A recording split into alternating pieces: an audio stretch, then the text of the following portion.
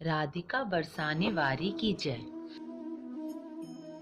एक बार युधिष्ठिर ने श्री कृष्ण से पूछा, फागुन मास के शुक्ल पक्ष में कौन सी एकादशी आती है, इसका क्या नाम है और व्रत विधि क्या है। भगवान कृष्ण बोले, युधिष्ठिर, फागुन मास के शुक्ल पक्ष में एकादशी का नाम आमल की एकादशी है। यह व्रत विष्णु लोक की प्राप्ति कराने वाला होता है। राजा मंधाता ने भी महात्मा वशिष्ठ जी से यही प्रश्न पूछा था, जिसके जवाब में वशिष्ठ जी ने कहा था कि भगवान विष्णु के थूकने पर चंद्रमा के समान कांतिमान बिंदु पृथ्वी पर गिरा, उसी से आमल के वृक्ष की उत्पत्ति हुई। यह सभी वृक्षों का आदिभूत हुआ। यह देव वृक्ष भी कहलाता है। इसी समय प्रजा की सृष्टि करने के लिए भगवान ने ब्रह्मा जी को उत्पन्न किया था और ब्रह्मा जी ने देवता, दानव, गंधर्व, यक्ष, राक्षस, नाग और किन्नर और निर्मल अंतकरण वाले ऋषियों को जन्म दिया था। उनमें से कुछ देवता और ऋषि उस स्थान पर आए जहाँ विष्णु प्रिय आमल का वृक्ष था। वह इस वृक्ष को देखकर विस्मित हो गए, क्योंकि वह इस वृक्ष के बारे में कुछ नहीं जानते थे। उन्हें इस प्रकार विस्मित होते देख आकाशवाणी हुई, महर्षियों, यह सर्वश्रेष्ठ आमल का वृक्ष है। इसके स्मरण मात्र से सहस्त्र गोदान का फल मिलता है। स्पर्श करने से दुगुना फल और भक्षण करने से तिगुना पुण्य प्राप्त होता है। यह सब पापों को हरने वाला वैष्णव वृक्ष है।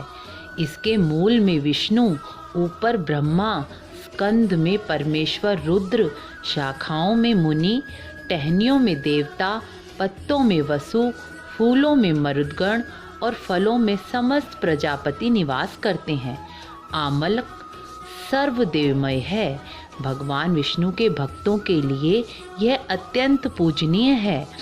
इसके नीचे किया गया मंत्र जाप अक्षय फलदायी होता है, इसीलिए सदा प्रयत्न पूर्वक इसका सेवन करना चाहिए। आकाशवाणी सुनकर ऋषिगण बोले, आप कौन हैं? तो पुनः आकाशवाणी हुई, जो संपूर्ण भूतों के कर्ता, समस्त भुवनों के सृष्टा हैं, मैं वही सनातन विष्णु हूँ। यह सुनकर ऋषिगण विष्णु भगवान की स्तुति करने लगे। तब भगवान ने प्रसन्न होकर कहा, तुम्हें कौन सा अभिष्ट वरदान दूं? तब ऋषिगण बोले, यदि आप हमसे संतुष्ट हैं तो आप सभी मनुष्यों के हित के लिए ऐसा श्रेष्ठ व्रत बताइए जो स्वर्ग और मोक्ष की प्राप्ति कराने वाला हो। तब भगवान विष्णु बोले, फागुन मास के शुक्ल पक्ष में पुष्य नक्षत्र से युक्त एकादशी हो तो वह महान पुण्य देने वाली होती है और समस्त पापों का नाश करने वाली होती है। इस दिन आंवले के वृक्ष के पास जाकर रात्रि जागरण करना चाहिए। इससे मनुष्य सारे पापों से मुक्त होकर सहस्त्र गोदान का फल प्राप्त करता है। यह व्रत सभी व्रतों में उत्तम व्रत है, जिसे मैंने तुम्हें बताया है। ऋषि बोले, इस व्रत की विधि पूजन कैसे किया जाता है? इस समय स्नान दान कैसे किया जाता है? भगवान विष्णु बोले, एकादशी के व्रती को प्रातःकाल दंत धावन करके आंवले के वृक्ष के पास जाकर जमीन झाड़ बुहार कर लीप पोत कर शुद्ध करनी चाहिए। वहाँ शुद्ध जल से भरे कलश की स्थापना करें। कलश के ऊपर खीलों से भरा पात्र रख कर उसमें भगवान परशुराम की मूर्ति की स्थापना कर पंचोपचार पूजन करें। दान देने के लिए जूता, छाता, वस्त्र रख सकते हैं। आंवले के वृक्ष के पास रात्रि जागरण कर श्री हरि के सहस्त्र नामों से भगवान विष्णु को प्रसन्न करें और आंवले के वृक्ष की 108 या 28 बार परिक्रमा करें, आरती करें।